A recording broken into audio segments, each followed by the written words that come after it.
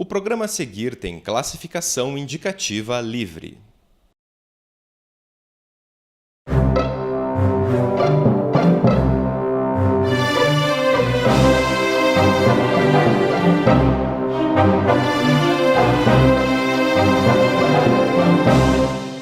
O Nuevo Debate de hoje vai falar sobre lutas sociais. Eu recebo no estúdio a professora Maria Ceci Mizoski, da Escola de Administração da Universidade Federal do Rio Grande do Sul. Bem-vinda, professora. Muito obrigada.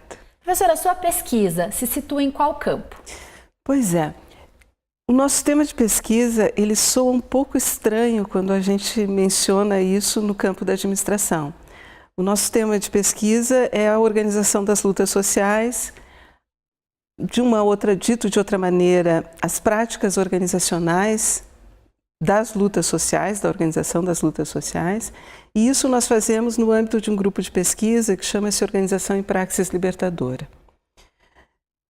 Pensa, bom, mas o que isso tem a ver com a administração, se a razão de ser da administração, sua origem, sua prática constante é organizar o processo de acumulação.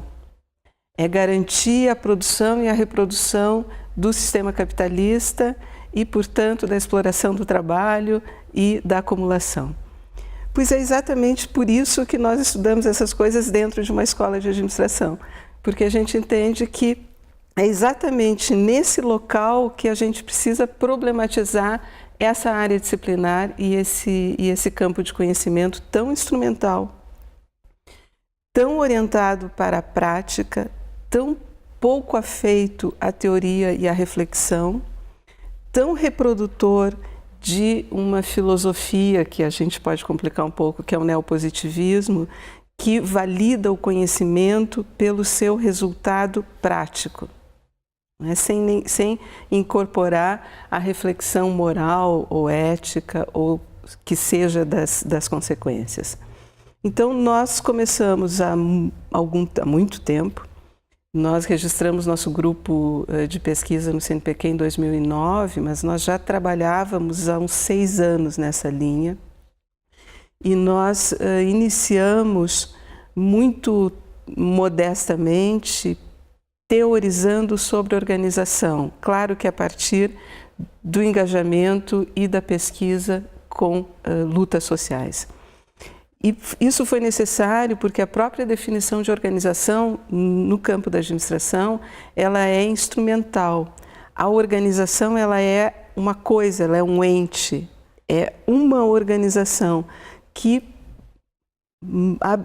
absolutamente, de maneira majoritária, é sinônimo de empresa, né? Então, nós começamos entendendo que nós não poderíamos usar esse conceito de organização para trabalhar com a organização de lutas sociais.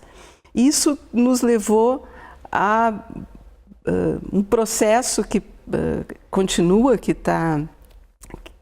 aliás, não tem fechamento, não é? Porque se esse é o nosso tema, nós precisamos constantemente refletir sobre a aproximação teórica que a gente faz com uma prática da qual nós não podemos estar distanciados.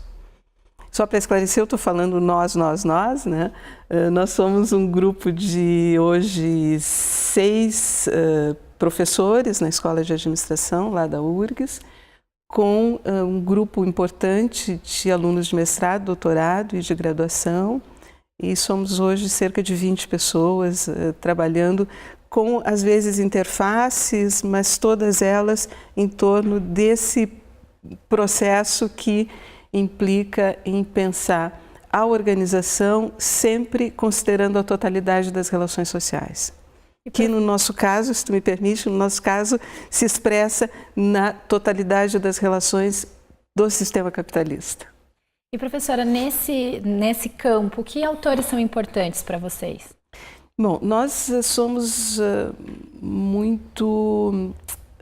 Como é que eu vou te dizer? Bom, nós temos um autor que é nosso mestre, nosso guia, não poderia deixar de ser, se a gente está referindo que tudo que a gente faz está no contexto da totalidade, está inserido na totalidade do sistema capitalista, é evidente que o nosso autor de referência é Karl Marx. Mas nós nos engajamos com filósofos marxistas do marxismo ocidental, do marxismo latino-americano. Então, nós temos alguns autores que têm nos acompanhado desde o começo. Um desses autores é Ernest Bloch, que é um filósofo de um utopismo realista muito interessante, e Paulo Freire, que tem nos acompanhado constantemente. E Paulo Freire é muito importante porque na pedagogia do oprimido ele vai trabalhar sobre práticas organizacionais. Claro que ele está falando da pedagogia, mas que a gente pode apropriar com as devidas mediações para pensar as lutas sociais. Mais recentemente, nós estamos nesse momento estudando muito dois autores. Um deles é um sociólogo francês, que é Henri Lefebvre, que é muito conhecido no planejamento urbano e na geografia por 2 ou 3 obras, que são a Revolução Urbana, o Direito à Cidade e a Produção do Espaço. Mas esse é um autor que tem mais de 60 livros e que não pode ser restringido a essas obras, até porque elas, fora de contexto, induzem a muitos mal-entendidos. Então, nós fomos lá atrás no Lefebvre e estamos estudando a crítica da vida cotidiana, que para nós tem sido muito importante e nós estamos lutando para apropriar esse autor. Esse é um momento em que alguns de nós estamos diretamente envolvidos. Isso é muito importante porque as lutas sociais, elas se originam e se fazem no cotidiano. E a gente trata o cotidiano, há uma tendência no próprio marxismo, e Lefebvre é um marxista, há uma tendência a um certo economicismo, a tratar com desprezo essas relações sem as quais não há o grande, não há o macro, se ele não tem cotidianidade, se ele não acontece concretamente na vida das pessoas. Então, esse é um autor que a gente está trabalhando muito, e a gente está trabalhando com outro autor muito complicado, que é George Lukács, que, por sorte, no Brasil, a editora Boitempo publicou toda a sua obra tardia, que é a da ontologia, e nós estamos estudando muito o Lukács. E a ideia é um projeto que a gente está alimentando. Eu, um parceiro nosso, que é membro do nosso grupo de pesquisa, que é alemão, mas vive e trabalha na Inglaterra há muito tempo, nós trabalhamos juntos há uns 10 anos, e Rafael Flores, que é meu colega lá no departamento, lá na Escola de Administração, nós estamos nos alimentando o projeto de um livro que faça a crítica ontológica no campo dos estudos organizacionais. E esse autor também diz, com grandes diferenças do Lefebvre, mas ele também diz que é na vida cotidiana que a ideologia se realiza. Então, esses são hoje nossos autores de referência, e eu não posso deixar de mencionar Henrique Dussel, que é um filósofo latino-americano, argentino, que vive no México desde o exílio, igrejeiro como Paulo Freire, né, que tem começou no espaço da teologia da libertação, depois se libertou um pouco disso, mas ele tem uma filosofia da libertação, uma ética da libertação, e é a nossa referência ético-moral. Como é possível entender luta social? Então, nós temos feito mais recentemente uma distinção entre luta social e resistência. No marco, inclusive, do marxismo ocidental, de matriz europeia, muito influenciado pelo iluminismo, apesar da crítica ao iluminismo, e hoje, mais recentemente, influenciado pelas vertentes aí pós-estruturalistas, nos estudos organizacionais, críticos, a gente vai encontrar uma ênfase muito grande na resistência que nunca é definida. Isso nos incomodava muito, porque vivendo no contexto em que a gente vive, para mim é muito difícil considerar que é mera resistência se expor, inclusive corporalmente, à violência repressora do aparelho de Estado. Essa palavra sempre me pareceu muito frágil, muito pobre pelo menos para o que acontece no nosso... E hoje o que acontece na Europa também. Então, nós começamos a fazer uma pequena diferença. E nos nossos estudos nós temos definido resistência como esse ato que pode ser, inclusive individual, que pode ser silencioso, que pode ser uma pequena sabotagem de um processo de trabalho, de uma peça no processo de produção, ou que pode até ser coletivo, mas que é mais silencioso, que é quase encoberto, né? E nós estamos chamando de luta social. O social já é uma implicação de que não pode ser individual, né? Nós estamos chamando de luta social esses movimentos, esses processos que expõem abertamente o conflito, que põem o dedo na ferida, que abrem, mostram as chagas das contradições que nós vivemos na sociedade e que exatamente porque fazem isso, porque evidenciam a contradição, geram violência repressiva, geram o uso também repressivo de violência simbólica, do aparelho de Estado, do aparelho educacional, etc. A gente vai falar mais sobre a relação entre violência e luta social no próximo bloco. Voltamos já.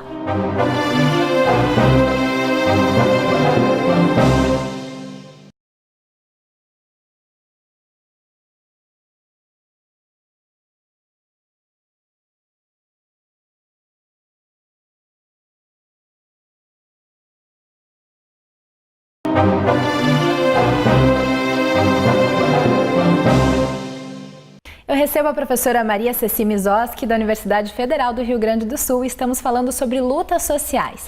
Professora, agora no final do último bloco, a professora estava começando a tecer as relações entre as lutas sociais e a questão da violência. Eu queria que a professora falasse sobre a relação entre esses dois conceitos.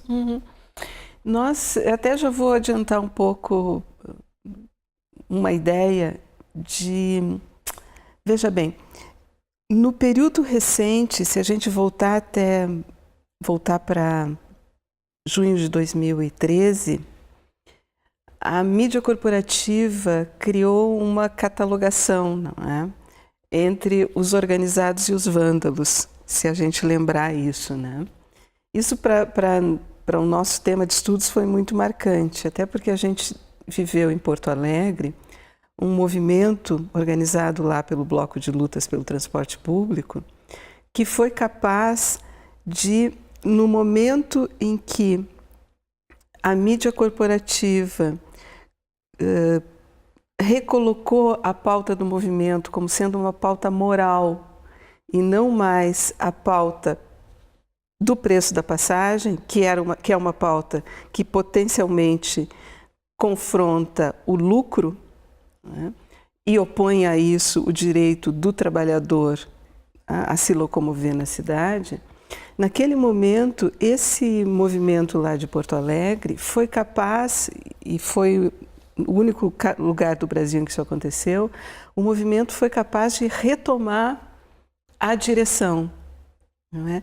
E se manteve ativo até pelo menos janeiro de 2014 com a pauta do transporte. E como nós estávamos engajados com o movimento, participando dele também, a gente não pode deixar de estudar essas coisas, para nós ficou muito evidente essa contradição que a mídia estava colocando. Os organizados, que são controláveis, não é, contra os espontâneos, que são os vândalos. Não é? E isso gerou no imaginário, né? Porque eu estou falando o que daqui? Eu estou falando de violência simbólica, estou usando o conceito do Bourdieu. O Bourdieu vai dizer como é que se expressa a violência simbólica? Se expressa quando a classe dominante transforma os seus interesses de dominação nos interesses de todos. E essa pauta que, por um lado, legitima a violência institucional, legitima a violência do aparelho de Estado, né? E, por outro lado, criminaliza toda a luta, não é? Que, inclusive, sim, usa a força, que inclusive sim usa a violência política, mas esta é criminalizada. E a outra é a que vai nos salvar e garantir o caminho da ordem e do progresso, né? Então, essa construção, ela tem repercussões até hoje. E essas repercussões eu penso que são muito sérias. Nós temos, foi aprovado no Congresso Nacional uma lei que criminaliza os movimentos sociais e que foi homologada pela ex-presidenta da República, ou pela presidenta licenciada. Nós temos lá no... A lei antiterrorismo. A lei antiterrorismo. Nós temos lá em Porto Alegre um protocolo de desobstrução de ruas. Então, se tu estiveres com um grupo musical obstruindo uma rua no bairro Boêmio de Porto Alegre, a Brigada Militar, que é como chama a nossa polícia lá, tem total autorização para usar gás de pimenta, lacrimogênio, cacetete e a polícia montada, sei lá como é que chama, os cavalos e tudo mais. Não é? Então, veja, nós vivemos um momento em que o tema da violência, ele está, por um lado, banalizado e, por outro, ele se transformou em propriedade das classes dominantes, porque são eles que definem qual é a violência aceitável, qual é a violência legítima, qual é a violência boa, qual é a violência que faz bem. Não é como se isso pudesse haver tal coisa, mas é isso que nós estamos vivendo. A gente viu recentemente, professora, estudantes secundaristas, né, ocupando escolas, um movimento muito interessante, trazendo a ocupação justamente dos estudantes de um ambiente que é deles. E a gente tem visto também agora a repressão acontecendo por meio da polícia, usando justamente o que a professora acabou de falar, né?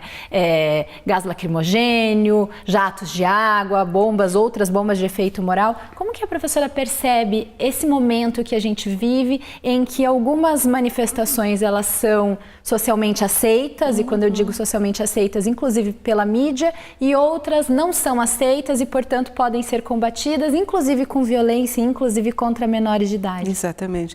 O tema dos menores de idade, da forma que tu estás trazendo, ele é muito impressionante, porque, até onde eu sabia, a gente teria uma proteção à infância e à adolescência, não é? Que tem marco legal.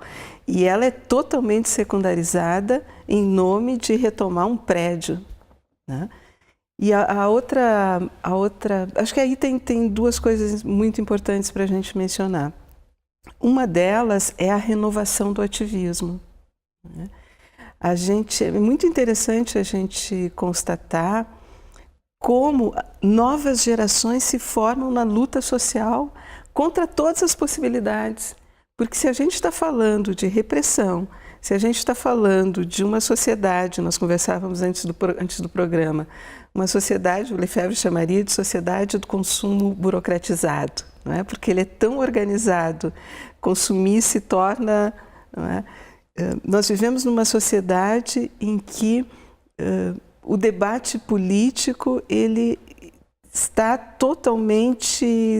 aparentemente sob controle.